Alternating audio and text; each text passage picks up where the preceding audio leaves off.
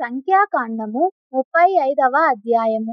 మరియు యెరికో యొద్ద యొర్దానుకు సమీపమైన మోయాబు మైదానములలో యెహోవా మోషేకు ఇలాగు సెలవిచ్చెను.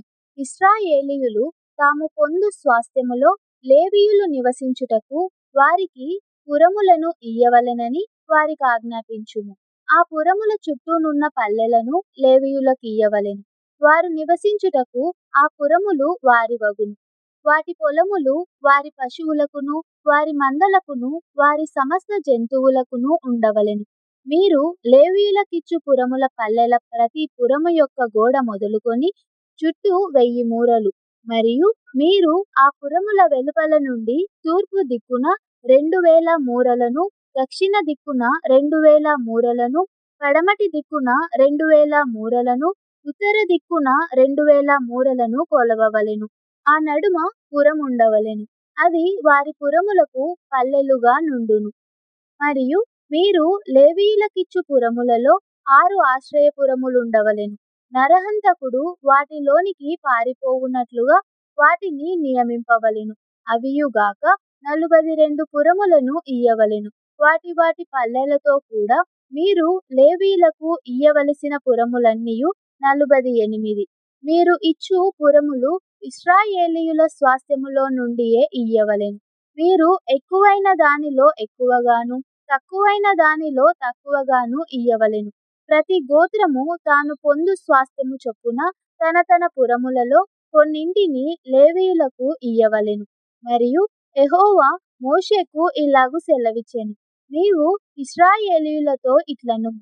మీరు యొర్దాను దాటి కానాను దేశములోనికి వెళ్ళిన తరువాత ఆశ్రయపురములుగా ఉండుటకు మీరు పురములను ఏర్పరచుకొనవలెను.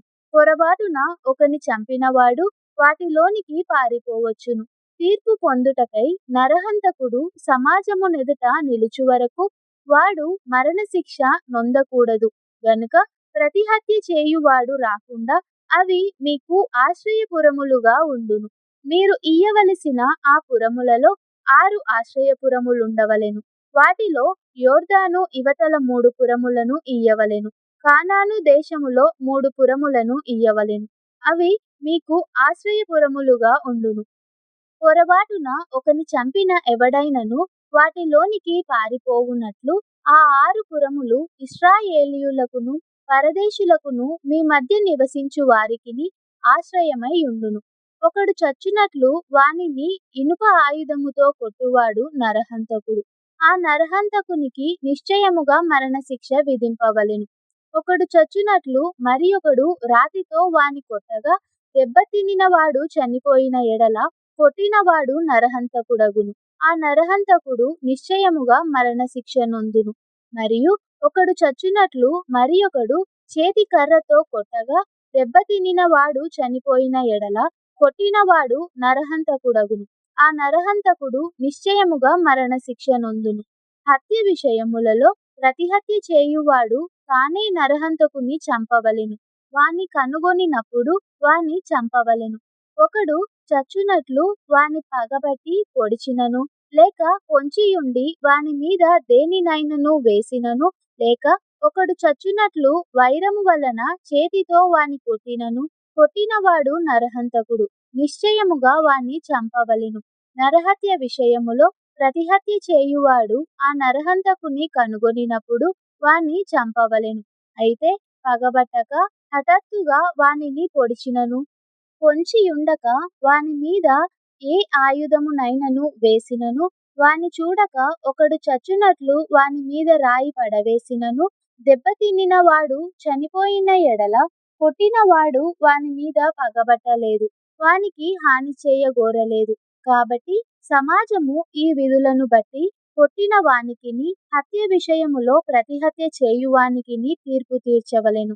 అట్లు సమాజము నరహత్య విషయములో ప్రతిహత్య చేయువాని చేతిలో నుండి ఆ నరహంతకుని విడిపింపవలెను. అప్పుడు సమాజము వాడు పారిపోయిన ఆశ్రయపురమునకు వాని మరలా పంపవలెను. వాడు పరిశుద్ధ తైలముతో అభిషేకింపబడిన ప్రధాన యాజకుడు మృతి నొందు వరకు అక్కడనే నివసింపవలెను. అయితే ఆ నరహంతకుడు ఎప్పుడైనను తాను పారిపోయి చొచ్చిన ఆశ్రయపురము యొక్క సరిహద్దును దాటి వెళ్ళునప్పుడు నరహత్య విషయములో ప్రతిహత్య చేయువాడు ఆశ్రయపురము యొక్క సరిహద్దు వెలుపల వాని కనుగొనిన ఎడల ఆ ప్రతిహంతకుడు ఆ నరహంతకుని చంపినను వాని మీద ప్రాణము తీసిన దోషము ఉండదు. ఏలయనగా ప్రధాన యాజకుడు మృతి నొందు వరకు అతడు ఆశ్రయపురములోనే నివసింపవలెను. ప్రధాన యాజకుడు మృతి నొందిన తరువాత ఆ నరహంతకుడు తన స్వాస్థ్యమున్న దేశమునకు తిరిగి వెళ్ళవచ్చును. ఇవి మీ సమస్త నివాస స్థలములలో మీ తరతరములకు మీకు విధింపబడిన కట్టడ. ఎవడైనను ఒకని చావగొట్టిన ఎడల సాక్షుల నోటి మాట వలన ఆ నరహంతకునికి మరణశిక్ష విధింపవలెను. ఒక్క సాక్షి మాట మీదనే ఎవనికిని మరణశిక్ష విధింపకూడదు. చావతగిన నరహంతకుని ప్రాణము కొరకు మీరు విమోచన ధనమును అంగీకరింపక నిశ్చయముగా వానికి మరణశిక్ష విధింపవలెను. మరియు ఆశ్రయపురమునకు పారిపోయిన వాడు యాజకుడు మృతి పొందక మునుపు స్వదేశమందు నివసించునట్లు వాని చేత విమోచన ధనమును అంగీకరింపకూడదు. మీరుండు దేశమును అపవిత్రపరచకూడదు. నరహత్య దేశమును అపవిత్రపరచును గదా. దేశములో చిందిన రక్తము నిమిత్తము చిందించిన వాని రక్తము వలననే ప్రాయశ్చిత్తము కలుగును గాని మరి దేని వలనను కలగదు. మీరు నివసించు దేశమును అపవిత్రపరచకూడదు. అందులో నేను మీ మధ్యను నివసించుచున్నాను. నిజముగా యెహోవా అను నేను ఇశ్రాయేలీయుల మధ్య నివసించుచున్నాను.